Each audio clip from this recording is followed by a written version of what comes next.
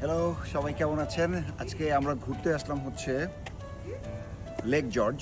জায়গাটা খুবই সুন্দর, অনেক লোকই এখানে আসে ঘুরতে। আর আমরা যেখানে আসলাম, আমাদের হোটেলটার নাম হচ্ছে মেরিনা ভিলেজ।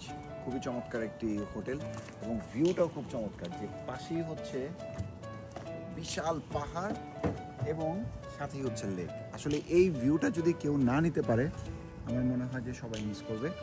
তো আমরা